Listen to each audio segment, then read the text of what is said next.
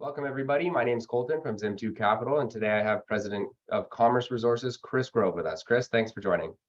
Thanks, Colton. I appreciate the interest. Thank you. So today, Rockstone Research put out a report outlining the market and the industry for commerce resources, and there was a lot of comparisons made to some producing mines like MP Materials and Lynas as well. So maybe you could just jump right into it and let us know how commerce kind of relates to MP Materials and Lynas. Sure, absolutely. In rare earth elements, as opposed to most other commodities, grade is not simply king. And so ultimately, what is most important in rare earth elements is mineralization. And so the difference fundamentally between the Ashram deposit that we have and say MP Materials, who own and operate the only rare earth element producing mine in North America, which is Mountain Pass in California. The difference between the two deposits is that Mountain Pass is bastnasite dominant, and bastnasite is the second most attractive rare earth element bearing mineral out of the the only four that are commercialized today. So the one that is actually more attractive is monazite. And there has been a fair amount of talk recently about monazite because a fairly significant percentage of global rare earth elements does come from monazite sand production. However, monazite sand always basically has more radioactive elements in it than does hard rock monazite sources like the Ashram. Now, I still haven't really answered your question, why is monazite better, or if you were thinking that was a question, but it's simply because monazite dominant sources have more of what the market most highly values and needs, which are the four rare earth elements used to then manufacture magnets with. And those four would be praseodymium, neodymium, and these are both worth about $120,000 a ton right now. And then you get into dysprosium, which is worth about $350,000 per ton right now. And then finally, terbium. Terbium right now is worth about $2 million per ton. So very simply, out of the 17 rare earth elements that will be found basically in all rare earth element deposits, first off, you have the issue of mineralization. Secondly, you have the issue of distribution. And there is a relationship there, of course. So bastnasite dominant deposits always have lower percentages of those four rare earth elements I just mentioned. And then typically in the heavier two, which are the most valuable, terbium and dysprosium. And so that is specifically the case between the Ashram and Mountain Pass.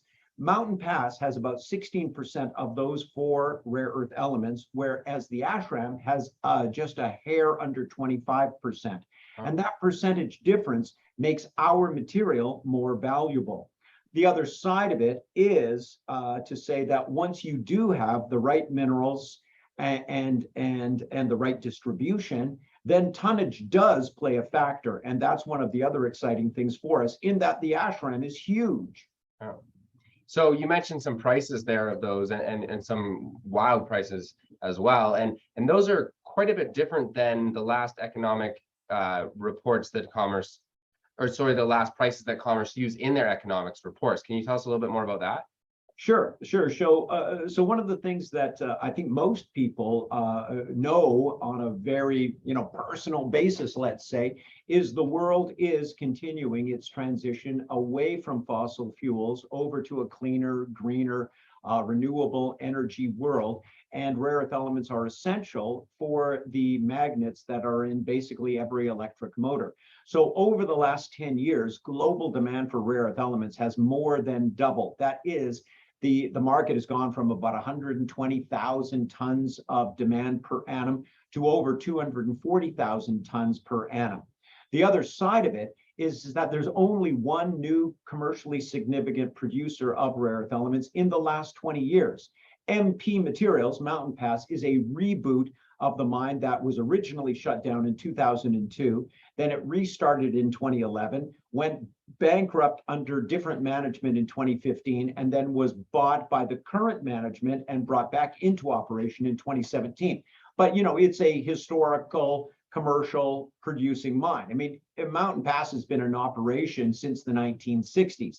Anyways, Lynas is the only new commercially significant producer of rare earth elements, and their production is only 40,000 tons per annum. So their production is approximately a third of the global increased demand in the last decade. So higher prices make perfect sense. There are people that suggest that, China continues to manipulate rare earth element prices globally, but although that has been very clearly a fact several times in the last 20 years, I would say right now that rare earth element prices are a clear expression of demand against major issues on the supply side. And in terms of the economics we produced, which you can't rely upon anymore because they're a decade old, Sure. but the rare earth element values we used in 2012, the most important ones of the rare earth elements, neodymium, praseodymium, are better than double the value we used in 2012. Terbium is approximately triple the value that we used in 2012. And the only laggard out of those four is dysprosium. But that then speaks to another fundamental that everyone should know about. The extremely high prices that were touched off by China withholding supply to Japan in the fall of 2010, what was called the Senkaku boat incident, that led to incredible price appreciation. Dysprosium went up approximately 3,000% in a matter of months. Now, everybody and their dog sought to then reduce or substitute out dysprosium. No one was successful, completely successful in that. But the percentage of a permanent magnet that historically was dysprosium has been significantly reduced. And that percentage difference has primarily gone to the other three I just mentioned, and you can see it reflected in their prices. So dysprosium right now is at about $350 a kilo, whereas we had used it at, I think, $800 a kilo in our PEA. But all of the other three, well, two of them have doubled and one of them is basically tripled. So that is a very significant difference that we look to have then reflected in our economics in our pre-feasibility study. Right, and you mentioned there Lynas being the newest commercial producer. So you compared yourself to MP Materials. Maybe how do you compare to Lynas's project? Well, the interesting thing again is distribution, geology, mineralization, and then tonnage. I mean, if you have the right mineralization, if you have the right distribution, as I would say Lynas does, then ultimately you get into a question of tonnage. And so Lynas originally came to market with a deposit that was, I believe, around 25 million tons.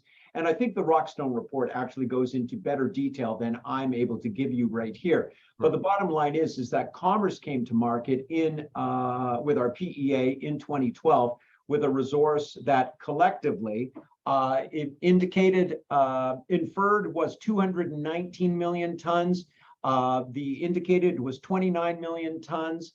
And the measured was 1.6 million tons for a total of 249 million tons. That was based upon 15,000 meters of drilling that we had done prior to 2012. We have now, we're in the process of adding another 2,000 meters to the 13,000 meters that we've drilled in the last decade. So we have more than doubled, or we have approximately doubled the drill data on the ashram.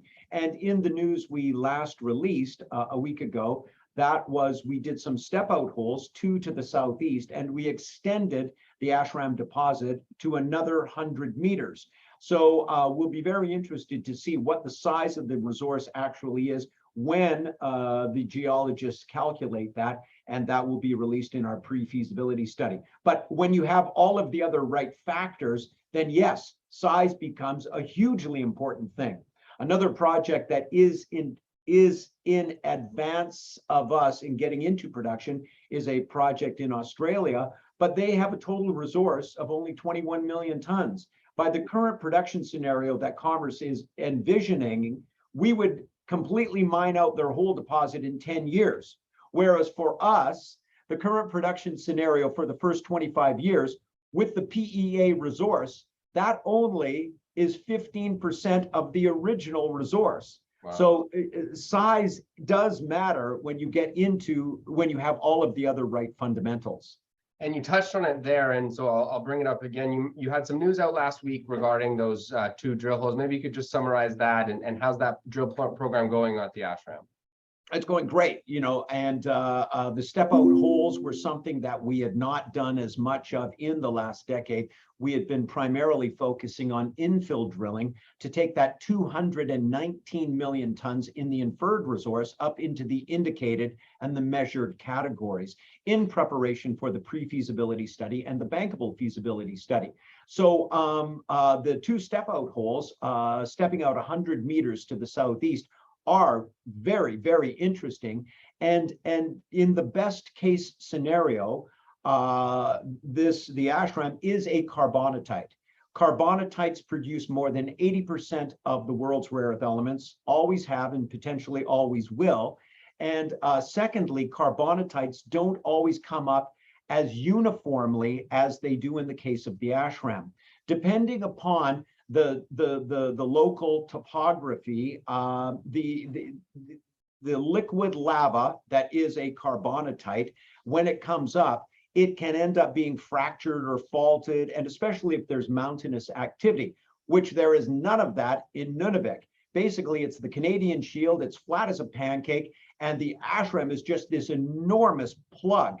And so still we don't know the totality of the surface expression of the ashram, but extending it 100 meters to the southeast and basically having very similar results is incredibly good, because we have also drilled the deposit historically to a depth of greater than 600 meters. So I can't give you a figure for how much it increased the resource, because that will be done by people who have degrees in geology, whereas I don't.